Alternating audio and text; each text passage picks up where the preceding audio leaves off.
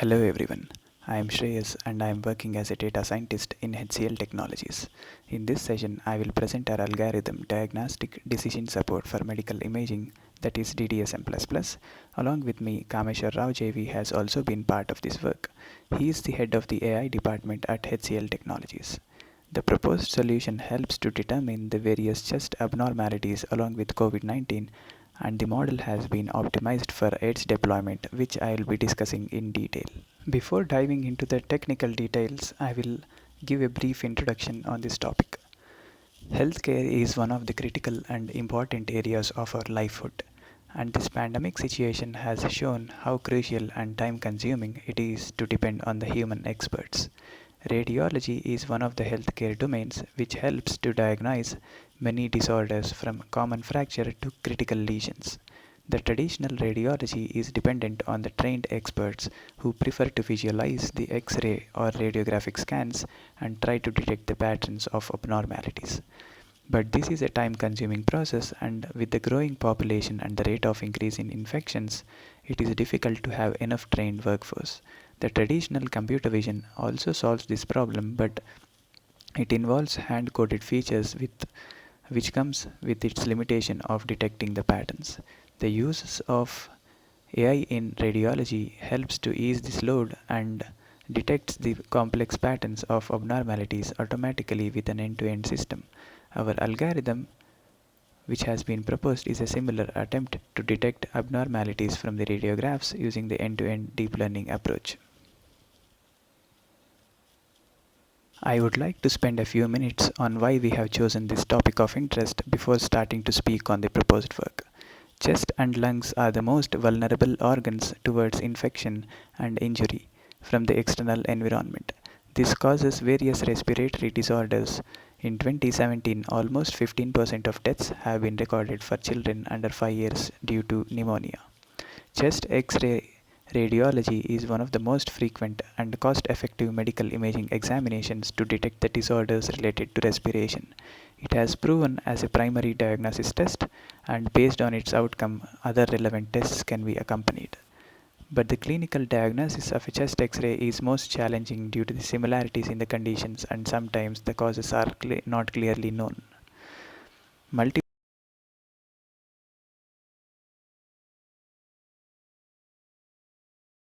conditions can also occur in a patient's X-ray, making this a multi-labeled problem.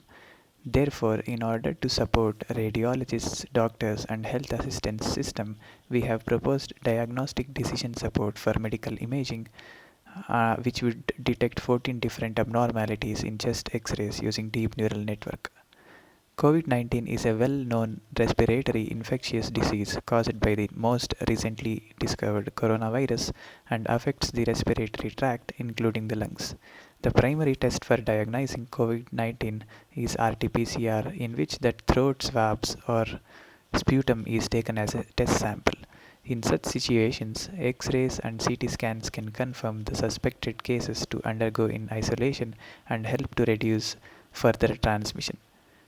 X-ray is the cheapest radiological technique compared to CT scan, and thus can be helpful to detect the suspected cases. With this inspiration, we have included COVID-19 along with other chest-related abnormalities like cardiomyopathy, effusion, infiltration, mass, nodule, pneumonia, pneumothorax, consolidation, edema, emphysema, fibrosis, and pleural thickening.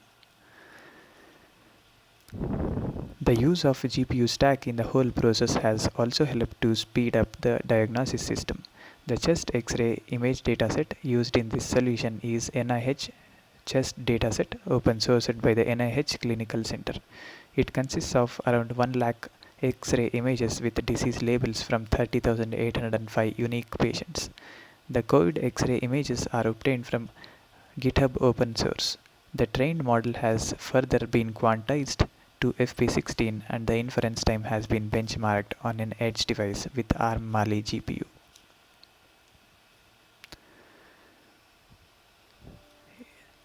In this slide, I'll be discussing on the DDSM++ architecture and the customizations that we have done in order to train the model. The DDSM++ algorithm uses a convolutional neural network having 123 layers. The architecture is customized from the DenseNet 121 model, followed by two fully connected layers, which are having 512 neurons and 14 output neurons respectively. The first convolutional layer consists of 64 filters, followed by a pooling layer. This architecture has dense blocks in which for each layer the feature maps of all earlier layers are used as inputs. Such connectivity ensures maximum information flow. In the dense block, the dimensions of the feature maps remain constant within a block, but the number of filters changes between them. The feature maps in dense blocks are concatenated. It also includes the transition layers in between each dense block. The transition layer would downsample by applying a batch normalization, a 1 by 1 convolution, and a 2 by 2 pooling layer.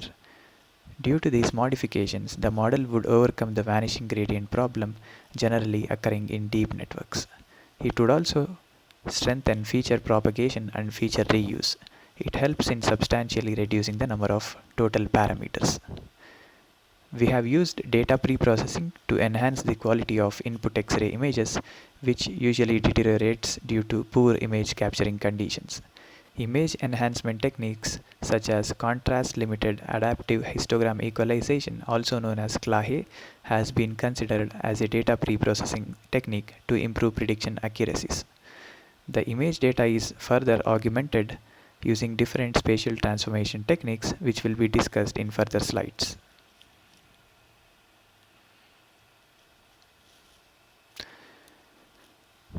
When we started this project, there was scarcity of COVID-related X-ray images since there were not many resources which could provide the X-ray images. Therefore, we decided to perform data augmentation and used spatial transform techniques to augment the X-ray images. We used power law, negative transform, image sharpening, histogram equalization, average masking, and rotation as the transformation techniques. Such transformations helped us to increase the training samples, serve as a pre-processing step, and highlight features of interest. This also helps to include more data with low, mid, and high frequencies. The sample images generated after augmentation are shown in this particular figure.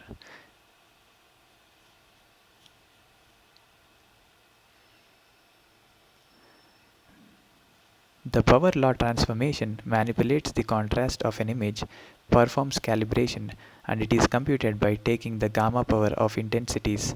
In this work, various gamma values are used in the range of 0.4 to 0.6 to generate several images.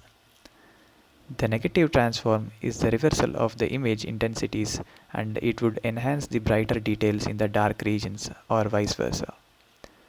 The average masking is a traditional augmentation method and is the mean of the pixels over the n by n image mask. To generate images with more low frequencies, different mask sizes of 3 by 3 and 5 by 5 are considered. The image sharpening is the addition of high frequencies in the original image, which are used to enhance edges which may not be visible in poor quality images. To generate the high frequency images, various techniques such as Laplacian mask, canny edge detector, and Sobel filter are used. Histogram equalization improves the image contrast by modifying intensity distribution.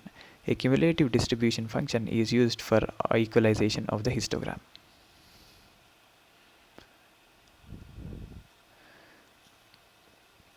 So further, after generating the augmented images, we have evaluated these images using image quality assessment metrics such as SSIM, which is a structural similarity index, as well as visual information fidelity, that is VIF. From the experimentation, we have shortlisted average mask, image sharpening, and power law as the most suitable augmentations. The original COVID image set consisted of 96 images, which were increased to 459 images post-augmentation. To choose the most appropriate augmentations, the data is validated on the COVID as well as non-COVID X-ray images. As mentioned below in the table, the final strategy, which includes the average masks, image sharpening and power law with 5 comma values. The augmented images were selected from all these three combinations, which were having a total of 459 augmented images for COVID-19, which resulted with a 94% accuracy and a loss of 20%.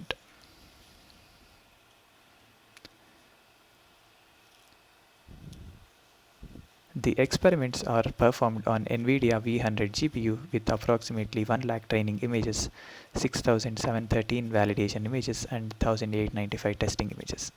The model is trained for 50 epochs with a batch size of 32, which took around 30 minutes for training.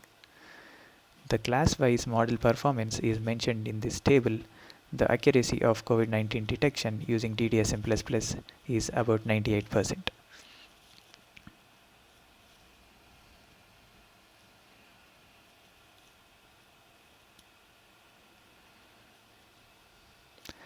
Further, the trained model was optimized for edge deployments by utilizing deep learning mobile frameworks such as TensorFlow Lite with NNAPI and GPU delegates. AI accelerators are specialized hardware which are designed to accelerate deep learning computations to improve performance and reduce latency and cost of deploying machine learning based applications. Mobile applications typically would not use NNAPI directly. Instead, they would rely on higher level machine learning frameworks that in turn would use NNAPI to run hardware accelerated inference on supported devices. TensorFlow Lite is an open source machine learning library which provides better performance and a smaller binary size due to optimized kernels, prefused activations, and fewer dependencies.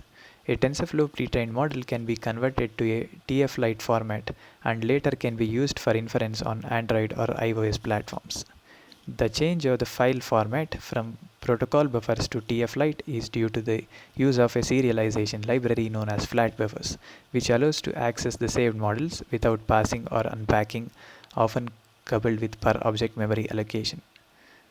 The new library is compatible with Android NNAPI and can by default run with hardware acceleration on devices with appropriate chipsets and drivers.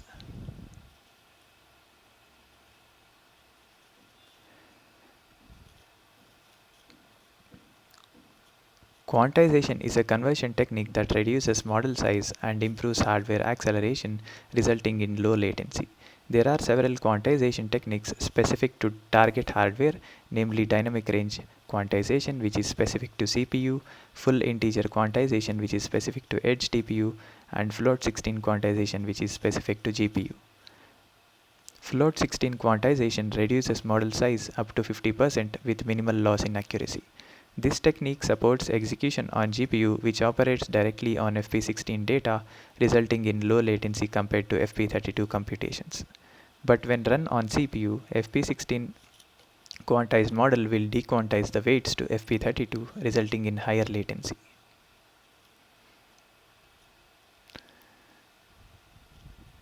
An Android application using Android Studio V4 is built to benchmark inference time of FP32 and FP16 models on mobile hardware. The target device, that is Samsung S9 Plus, has Mali G72 GPU and default Android NN API driver, which contributes to hardware acceleration. An unquantized TF Lite model, that is FP32, resulted in 30% lesser inference time when run on GPU compared to only CPU. This table shows the inference time obtained for unquantized and quantized model versions which run on CPU and GPU hardware respectively. A quantized TF Lite model, that is FP16 precision, resulted in 80% lesser inference time when run on GPU hardware compared to only CPU. The FP16 model, when run only on CPU, the model weights dequantized to FP32 as mentioned in the previous slide, and for the computations this will result in higher inference time, that is 280 milliseconds as mentioned in the table. Accuracy of predictions has dropped by about 5% for COVID category due to the drop in model precision because of quantization. With this, I would like to summarize the session with few key remarks. In this session, we have introduced the DDSM++ algorithmic solution to assist the healthcare system.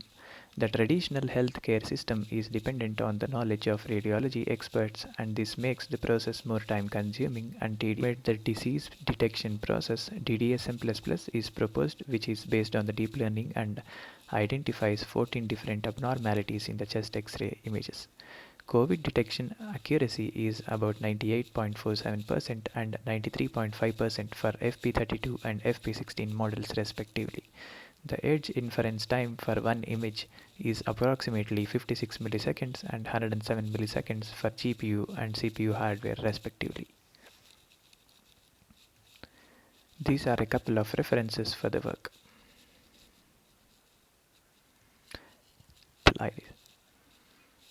Thank you for kind attention. For more queries, you may reach us on the provided email IDs. Thank you.